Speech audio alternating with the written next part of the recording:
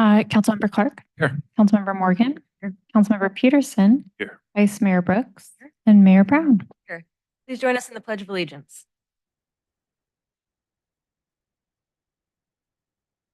I pledge allegiance to the flag of the United States of America and to the republic for which it stands, one nation, under God, indivisible, with liberty and justice for all.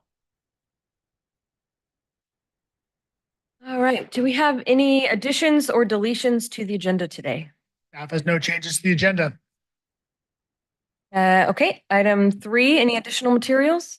Staff did distribute additional materials related to tonight's agenda. Today, staff uploaded a updated staff report, updated attachments, and presentation for the report. In addition, there were 3 emails received after publication of the agenda. All right. Thank you. Move on to item 4, oral communications by members of the public. This is the opportunity for members of the public to speak to the council on items that are not on today's agenda. Seeing none, we'll bring it back to staff and city council comments. Any comments from staff? None? Council? No? Council? No? All right.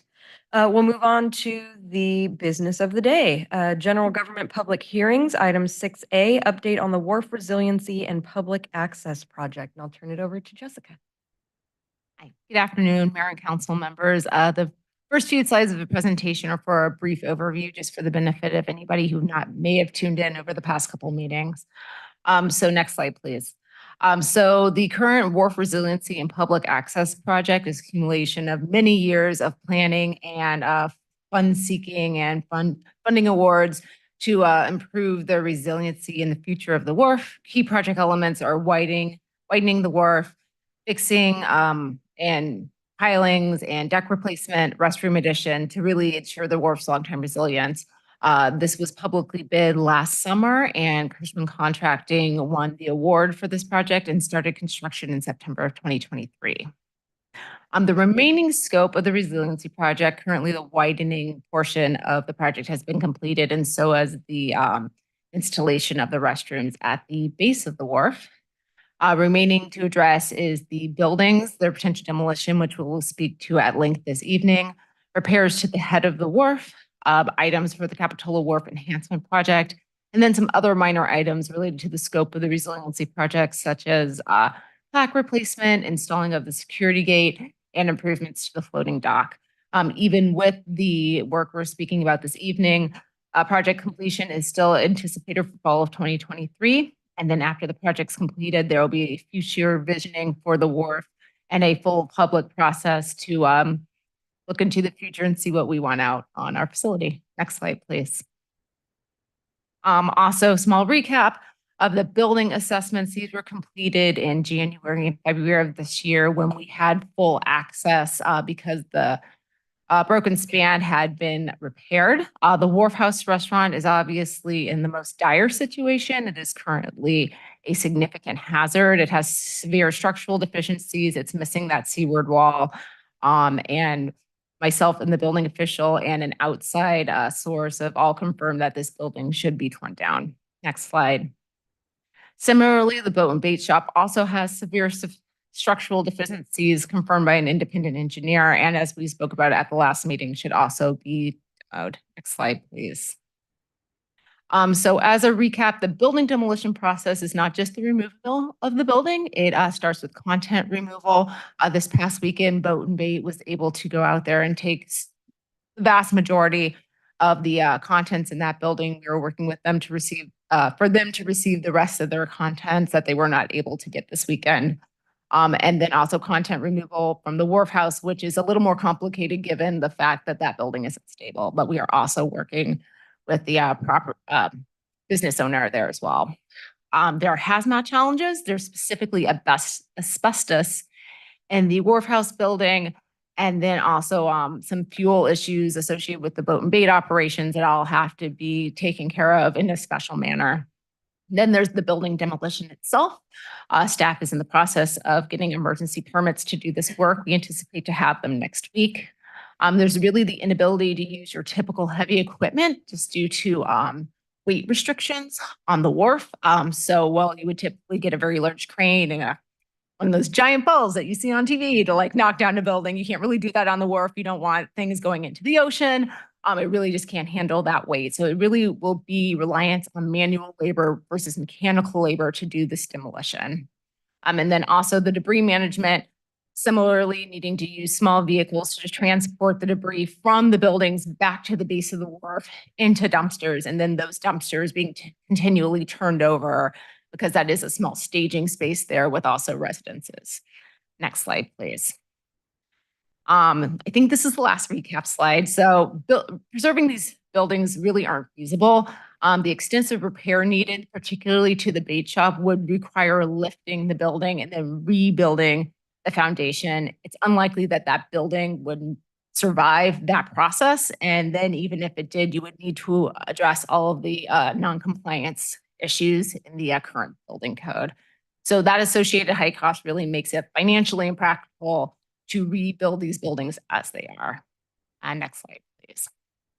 So at your meeting last Thursday night, we discussed these items. We discussed the funding gap. We did get a report that the $500,000 in the state budget is coming to us. We have filled out all that paperwork. However, the budget is still in a deficit, as we'll go into in following slides.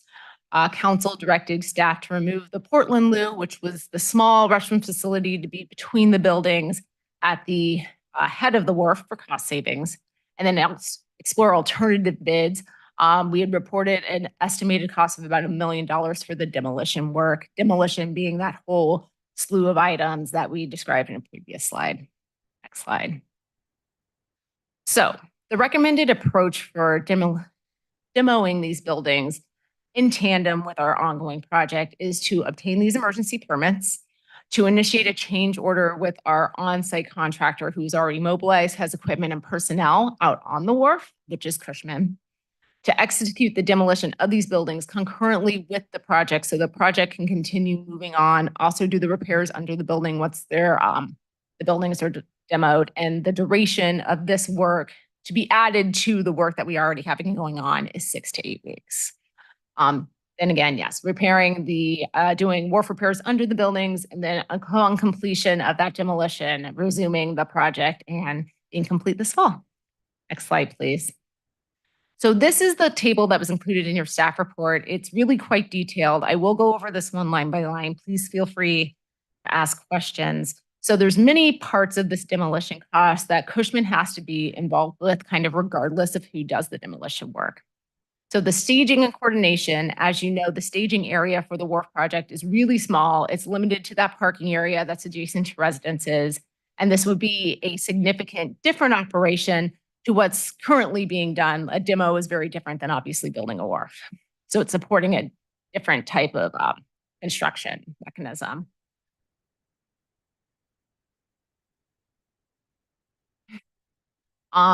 The next line, creating access to the demolition operation, is really getting all the equipment that you need from your staging area out to the site where the buildings are. So that area has not been completed yet with our wharf resiliency project. The decking hasn't been replaced. The structure under it hasn't been addressed. So really, I'm sorry, that's preparation of the demo site. So really getting the site prepared immediately there so it is safe and able to hold the load of everything you need to do the demo is preparation of the building site. Creating access is also spreading load across the whole span of the wharf. So to put out runners to get out to the site. So all of that would be something that Cushman would need to prepare. Under this quote, the bait shop demolition would be completed by Cushman Contracting. And then the hazard abatement, so the asbestos in the wharf house, and then the demolition of the wharf house would be done by a separate contractor. This allows both of the buildings to be addressed at one time and really reduces the amount of time that has to be extended to the end of this project. Other costs associated with the demolition is coordination to continue the resiliency project. So obviously there are going to be a lot more people out there and more deliveries to schedule, trash to schedule, more coordination in general. I can't see what that last line says. And then mobilization costs. So basically getting that different equipment, different labor, different people to do those different actions. So the direct costs for Cushman to do the demo is approximately $660,000. Next slide, please. That's summarized a little bit easier to see here. So it's really the categories are site preparation, building demolition, project coordination because the wharf project is still going on, and then mobilization to do this additional work. Next slide, please. So in adding to the current contract with Cushman, they are entitled to markup costs. This is very clearly part of the contract and part of any contract that's under the Caltrans specifications, which this one is. So the 20, 15, and 15% there are under Caltrans specs under our current contract. Those are really non-negotiable figures. And then you have the increase of their bond and insurance because this is extra work that wasn't considered as part of their prime contract. So the total change order for the demo is $805,000, which is approximately $200,000 less than we had spoke about on Thursday. Next slide, please. So the alternative approach we explored was having another contractor do all of the demo versus Cushman only doing one and the contractor doing one. So that would be Cushman still doing that preparation site work, but then Cushman would stop doing work while the demolition was going on. Cushman would be entitled to be paid for that holding time.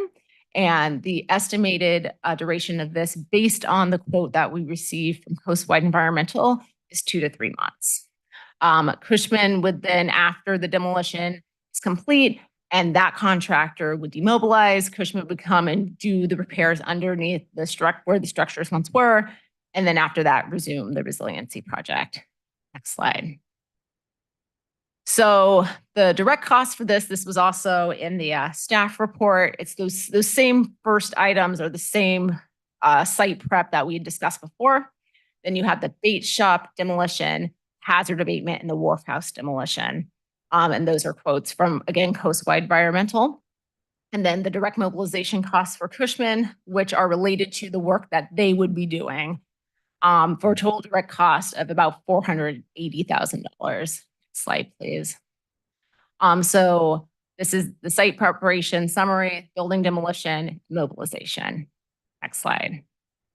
So again, there's the markup on the work that Cushman would do. So it was not on the contractor work, but on that prep work Cushman would do. There's that same markup, same bond, same insurance. The real difference here, or a significant difference here, is the project delay cost. Based on the quote that we received and also just talking with Cushman Contracting, the project delay is estimated to 40-60 working days. $680,000 represents a 40 working day delay. And so the total there is $1.25 million to engage in a separate contractor. Next slide. Lastly, another alternative approach would be to defer demolition of the buildings until the end of the resiliency project. That has multiple steps. These were also included in the staff report. I'm also doing immediate safety measures because we cannot leave the wharf house the way it is right now. And then really what it comes down to is the resiliency project wouldn't be completed to its current scope because you just couldn't get close enough to the wharf house building to complete the project. Do you mind going back? Thank you. Cushman would complete their amended scope, and then we'd have to come back with new engineered plans and permits, which would be a significant lift. We would have to re-engage our engineers. We would have to start over with the regulatory agencies, and they all have different conditions of when work can be completed. So even if we were ready to turn this around for bid in say 2 to 3 months, we would have to wait till the regulatory agencies' permitting windows. Then we would rebid the project and then obviously mobilize a new contractor to complete the project. Next slide. So really what this equates to is it would be approximately a year for this project to be finished. Obviously the cost with re-permitting and engineering the project and with the new contractor, and then really reduced economies of scale because obviously right now Cushman is driving mini piles or replacing all of the decking. This alternative project would be a much smaller project, so cost per unit would increase. And then cost escalation, just because anytime you push out a project, it is always more. Next slide. So the proposed contract change order for Cushman Contracting comes out to about $1.5 million. So that includes the building demolition, the work under the buildings, the repair to the head of the wharf from this most current storm damage. It includes the credit for the Portman Loo, and then also includes some items for the Capitola Wharf Improvement Project construction, mostly furniture, ordering, assembly, storage, and having this all be accumulate at the end of the project at one time. So that would be for a total contract amount of about $9.8 million. The initial estimate for this whole project prior to any of the second storm damage happening and prior to knowing that we have to take out these buildings was $8.9 million. So we're in about 10% of that initial estimate, which is really, it's amazing, to be completely honest, considering how much the scope has expanded to still be within 10% of the initial estimate. Slide. The project budget includes a lot of funding from a lot of interested partners. So from the state and from the federal government, sponsored by Senator Laird and Congressman Panetta, Measure F approved by the voters, insurance, and FEMA is still pending. And then of course the CWEP fundraising. So if you consider all of our project funding of 8.9, and then our current contract with Cushman, including their previous change orders and this new change order, we have a project deficit of about $369,000. So this is just a side-by-side of the demolition options. I thought it might be a little easier to discuss when you have the numbers right next to each other. As you can see, the site preparation numbers are exactly the same. The building demolition numbers are the combined Cushman and a contractor versus just using a contractor. Obviously, there's no project coordination if the resiliency project isn't going on in the alternative one. Mobilization, again, is based off of Cushman's costs. And then you have the markups, bonds, and insurance. And then for the second alternative where Cushman has ceased work, you have the project delay costs. Next slide, please. So next step, assuming that we demo these buildings, the anticipated project completion is in fall 2023. And then we start off a new process, engaging the public on the visioning and interest to future development for the wharf as a whole. The public can receive information on that ongoing effort by signing up on our city website. If you go on the next slide, you go to our main page, scroll all the way to the end. There's a place for email subscriptions. And when you click on that, you get the next page. And there is a specific line for Capitola Wharf outreach. So that is our dedicated place to get on that mailing list. Next slide, please. Also, our clerks team also does a very good job of putting all of this on our social media pages. So that is also somewhere to find that information as well. So with that, this is the recommendation included in the staff report, and I am prepared to answer any questions you may have. Thank you. Questions? We'll start at this end. Questions? Yeah, great job on getting those numbers down. That's awesome. Glad to see that. But I would like to go back to the asterisk you had on there about the 313,000 for CWIP with Cushman. So if I understand the planning commission is still going to vote on that? Correct. So that is March 6th or 7th, whatever that Thursday is. And they will be approving the final design for that project. Yes. So it's not to exceed that amount, but we don't have a bid or an estimate on that right now, do we? So this is an estimate on the project as will be presented to the planning commission. If they change it significantly, there is a potential that that number changes. Yes, but this number as proposed is not to exceed. I think at one time we saw that CWEP had done a calculation that was quite a bit lower than that, but anybody recall that? So this number, and I'm sorry, I don't have the breakdown for you, is the cost that we put when I believe it was our December meeting that you all allocated another $250,000 to that project, and it had all of the breakdown of all the different components. And so this is all of the furniture components plus the estimated installation cost at that time. And that number is a summation of those numbers from December. That's all I have for now. Thank you. Well, piggybacking off on that, I think we had talked about last meeting potentially not using Cushman for some of the installation, but did we decide that like it would just be more work for us if we were going to do that, like financially, or? That is still staff's recommendation. There is definitely a potential to take that, package it up and bid it with a different contractor. I will say that will make it more difficult to have it, both of those projects end at the same time. Right. Okay. All right. Well, I just wanted to clarify that. Thank you. That's.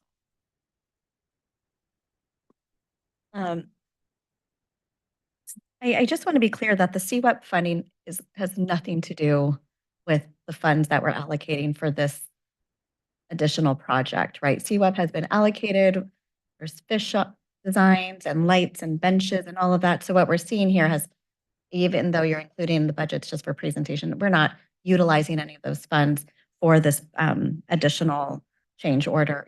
We're not using any of those dollars. They still get their $250,000 allocated, and it is what it is, but it has nothing to do with. It's part of that project budget. Right. Yes. Okay, I just want to be clear about that. And so when I look at the $804,000 option one, and then the 1.2 million option two, option three, alternative three is just an unknown of extremely expensive option. We just couldn't put a number on it. Is that accurate to assume that?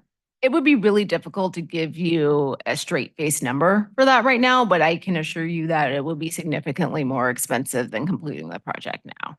Got it.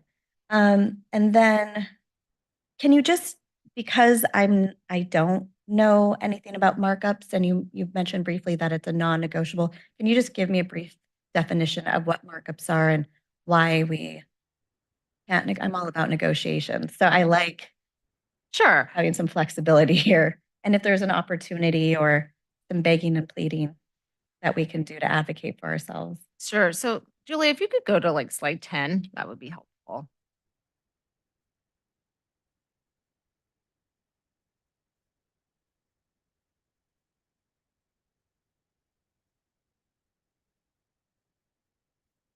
So for each of these items, the price per item is made up of different pieces. So one would be labor cost, one would be equipment cost, and the other one is subcontractor cost. There's also at times materials cost, but that's not something that's being proposed here. So under the Caltrans 2018 standards, section 8.105, you're allowed, and that is part of our contract by reference. You're allowed to have markups for when you do additional work.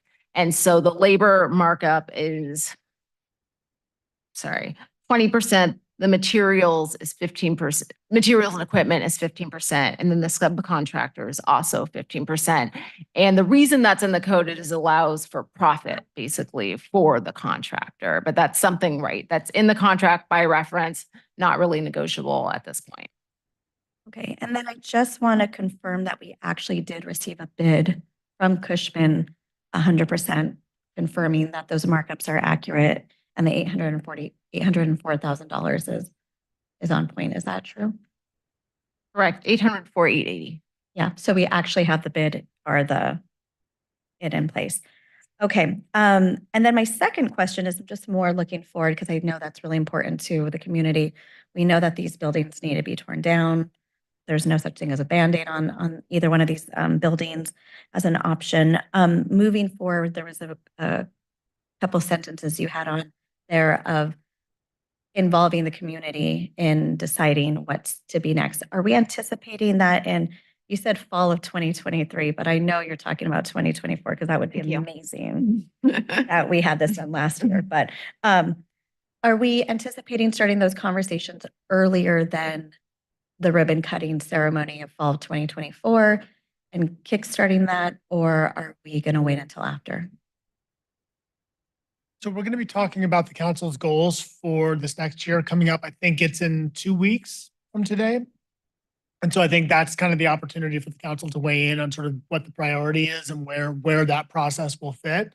I think we've been thinking that's a project that the community development department would lead.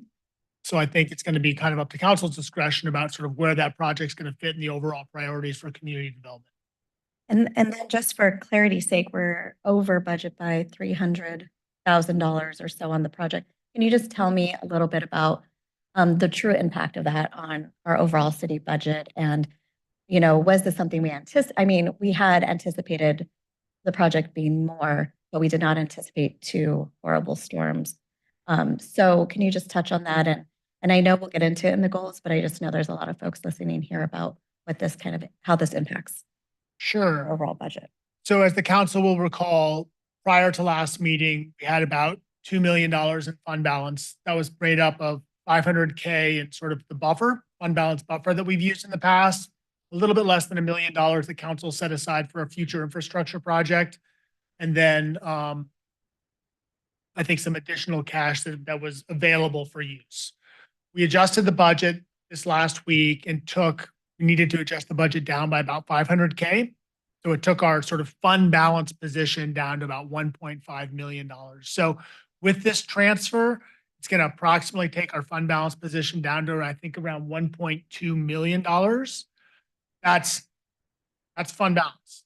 The city's reserves, both its emergency and contingency reserves, remain 100% funded. So the fund balance is the available cash that we have to use on any individual basis for any individual project. Does that help? It does. I think what would be extra helpful is to talk about how that 1.2 million fund balance is in reference to Measure F. A lot of our community anticipated funds from the Measure F to go to the wharf. Again, not anticipating two storms. We have our wonderful wharf project happening. This is above and beyond that scope originally. So does that 1.2 million fund balance include Measure F dollars? Thanks. So no, the $1.2 million fund balance does not include Measure F. All of Measure F has been allocated to projects like the jetty, the wharf, I think the beach loader, the flume. So all of the Measure F revenue that we've received during the pandemic year, we did allocate that year's revenue to public safety. But every other year, the money has come in and gone directly into those projects. So the allocation that we're requesting this evening would be general fund dollars. It's not Measure F. Right. Okay. And I'm just trying to think of the right words. When we originally started the wharf project, we had like the work we're going to do in step 1 and then step 2. And what did we call that? That was phases. So we're in phase 1 utilizing, and we're currently in phase 1 of the wharf rebuild. And no, that's not accurate. Well, we kind of have been calling it phase 1, but if you recall, Steve brought forward a pre-phase that we did before the storms. Remember, we redid the steel pilings at the end of the wharf back, I think, in winter 2019. 2019. Okay. So in 2019 and pre-phase, we were allocating Measure F dollars.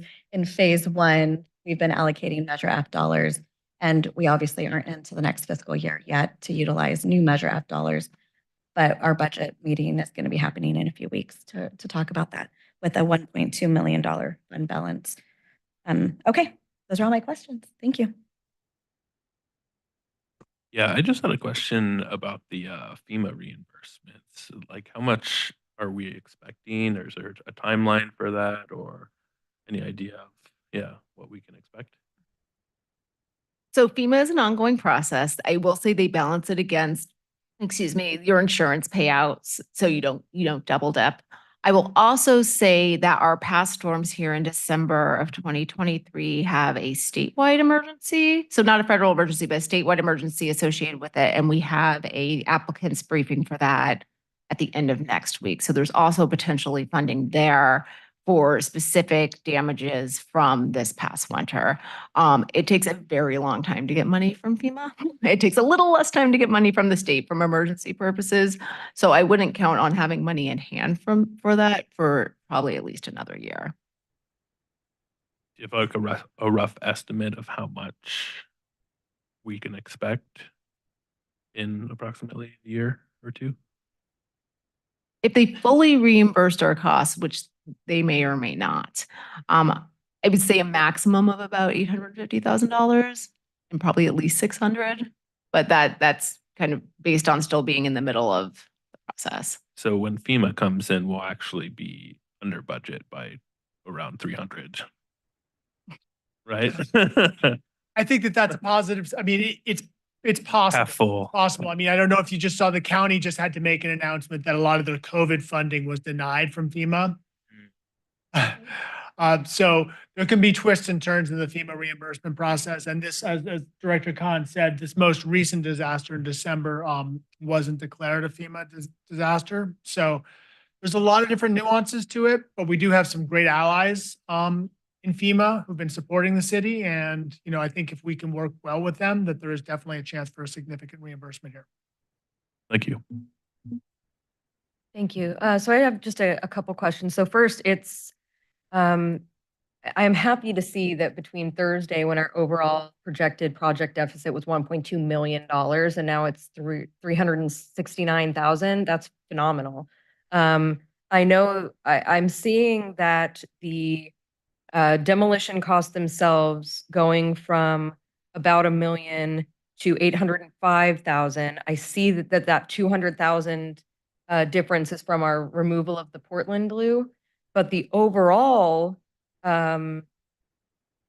bid change went from 1.9 to 1.5, and that's a $400,000 difference. So where'd the other 200,000? Did you just find some cost savings there, or? So the 200,000 is from the Portland Blue. as Yeah. we referenced. And then the placeholder for the demo at the last council meeting was $1 million. We got a more refined bid and kind of a more refined scope. And so now that is projected at 805. Great, okay. And then just to go to the question of Councilmember Clark brought up, so the $313,000 change order for the CWEP things, that'll go to the Planning Commission. And so if we approve that today and not to exceed 313,000, if it goes to the Planning Commission and they somehow find some cost savings, the answer won't be council already said we could spend 313, right? And then if it somehow becomes more, it would need to come back to us. Okay. So this is more of an authorization of up to how much you can spend. It's not an approval of the bid change itself right now. It's an approval, it's an authorization for you to make a bid change of up to 313,000. But the Planning Commission still needs to look at that first. Right, based on the outcomes of the Planning Commission meeting on the 7th, correct? Okay. So as long as it's 313 or under, there's no difference between us approving this now and it going to the Planning Commission, or going to the Planning Commission and then us approving it. It's the same outcome. Okay.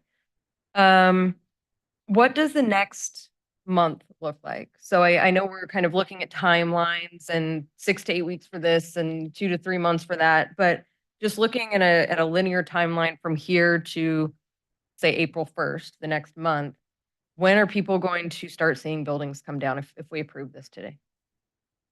So the intent would be to be out there on March 11th.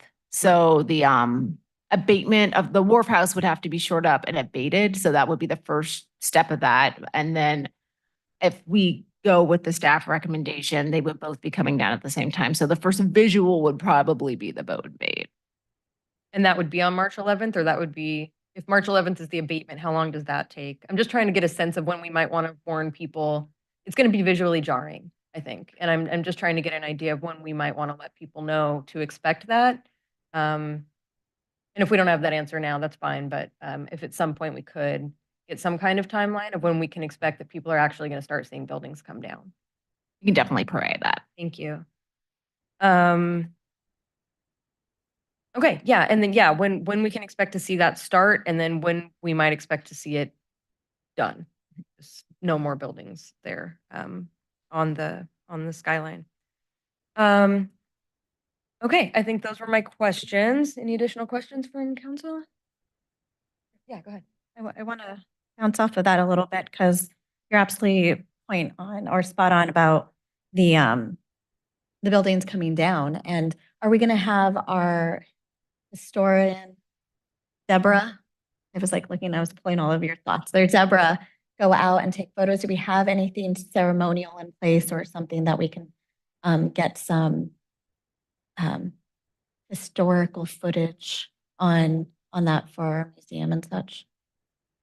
So we have incredibly good documentation right now of the actual building interiors and the current situation. It's like we can do Google View, move through the buildings photos. I think we can tap into Deborah and probably during the demo process, I think photo documentation is probably. And maybe something from the business owners if they want to donate anything to the city, or if we can get some photos. I know that they've been out there cleaning things up. I'm just thinking for documentation. And I don't know if there's anything the city can do in terms of ceremonial kind of goodbye to the buildings. It makes me really sad. But if there's anything by March 11th that we can all do to be there close by to be there with the community. So just food for thought, and we can talk to the mayor about it offline. Or, golden crowbars, what you're thinking. Yeah. Yeah, exactly. Yeah, something like that. Yeah, I'd love to be out there with the folks, so. Thanks. All right, with that, we'll bring this item out to public comment. If anyone has any comments on this item, please feel free to step up to the podium and state your name if you'd like it recorded in the minutes. Seeing none. All right, we will bring this back to council for discussion. Yeah, I have some comments, but I'll save them for the end. Any comments? Yeah, I'd like to just say how good it was to see the community involvement. A lot of great ideas came with people in their emails. We talked about a lot of things, but really it's just a community thing, and that we were able to bring it all together, and hopefully we can get to that next point, and then get the wharf built back better, and then hopefully we can get our buildings, the restaurants and the bait and boat. So that's what I would love to see, and I'm glad we're moving forward. Yeah, I think that in a way we've sort of entered a good position to be able to get underneath those buildings that we wouldn't necessarily have been dealing with to strengthen things up for the wharf. And after all, this is what this project is about. It's about the wharf. And so I'm happy to see that we can do some steps and not lose a ton of time on the project. I think that's important to a lot of people as well. So yeah, I definitely want to echo what Joe said. Thank you for the community. Thank you for Public Works for doing all this work that I know it's been weighing heavy on everybody. So I look forward to what we can look forward to. Thanks.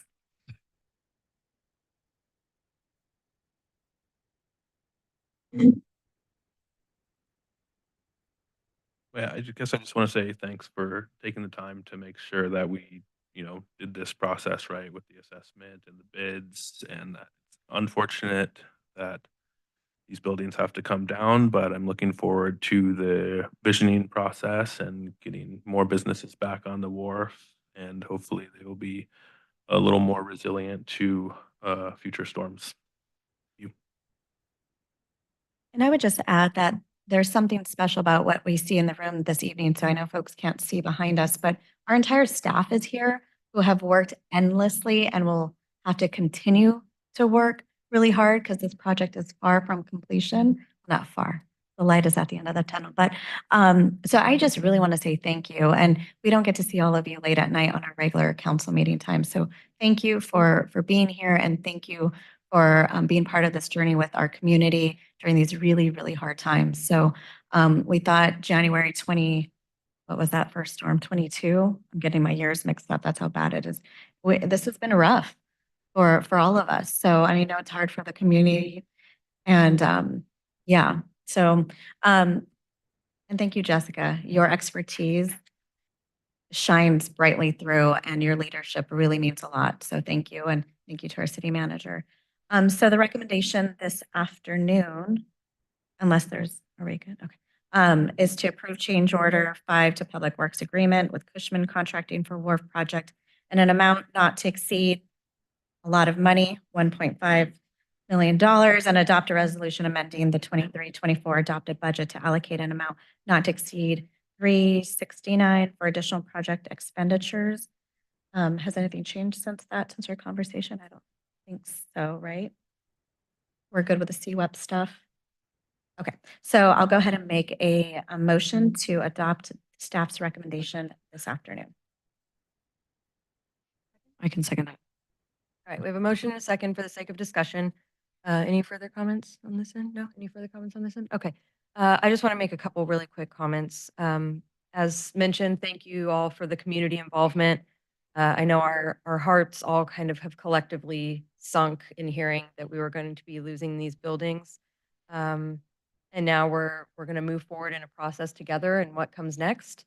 I want to thank you to our staff and to Jessica. We asked you for second opinions. You offered them. We asked you for additional bids. You provided them. We needed breakdowns and you gave an incredible amount of detail. And I think it's really been beneficial for me personally to have all of this information to work with. And I think it's also a testament to your experience and your professionalism that every step of the way, the second opinions confirmed what you provided to us. And so I'm just grateful for you going above and beyond to give us that information to make these kind of really tough decisions.